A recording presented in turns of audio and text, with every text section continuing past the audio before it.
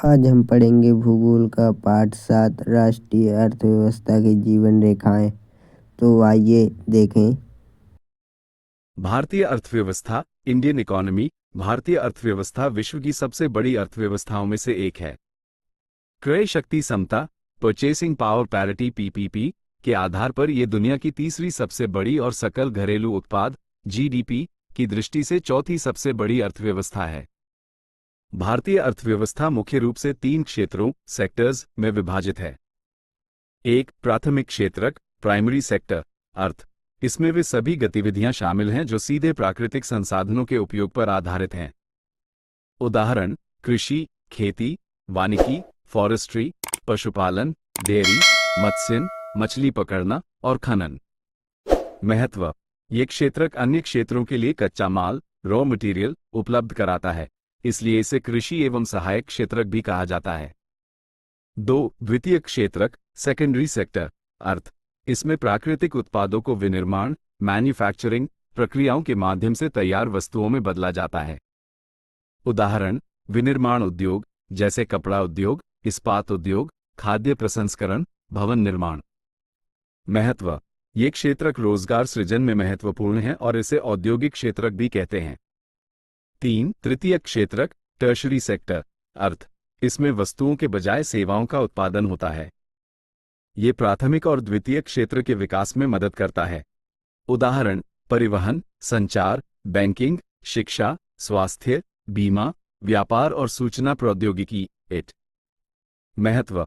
इस क्षेत्र का सकल घरेलू उत्पाद जीडीपी में सबसे अधिक योगदान है, इसलिए इसे सेवा क्षेत्रक भी कहा जाता है। वर्तमान स्थिति।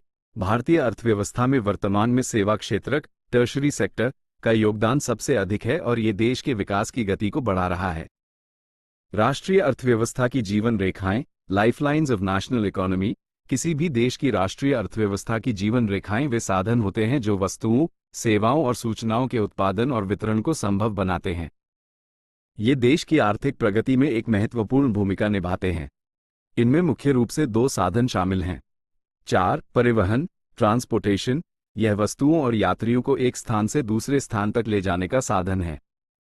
इसे 3 प्रमुख भागों में बांटा गया है। परिवहन के साधन प्रमुख विशेषताएं का स्थल परिवहन लैंड ट्रांसपोर्ट।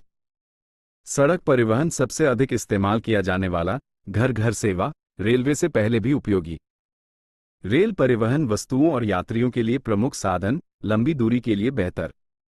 भारतीय रेल एशिया में सबसे बड़ा तथा विश्व में चौथा सबसे बड़ा रेल नेटवर्क है।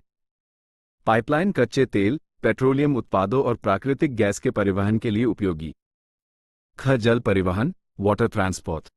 आंतरिक जलमार्ग नदियों और नहरों का उपयोग, जैसे हल्दिया और इलाहाबाद के बीच गंगा जलमार्ग राष्ट्रीय जलमार्ग संख्या 1। समुद्री जलमार्ग अंतर्राष्ट्रीय व्यापार के लिए सबसे सस्ता साधन। भारत की 7516.6 किलोमीटर लंबी तटरेखा पर 12 प्रमुख पत्तन बंदरगाह हैं। वायु परिवहन एयर ट्रांसपोर्ट। घरेलू और अंतर्राष्ट्रीय सबसे तेज, आरामदायक और महंगा साधन। दुर्गम, पहुंचने में कठिन स्थानों जैसे ऊंचे पहाड़ और रेगिस्तानी क्षेत्रों के लिए उपयुक्त। 2 संचार कम्युनिकेशन। संचार के साधन सूचनाओं को एक स्थान से दूसरे स्थान तक पहुंचाते हैं।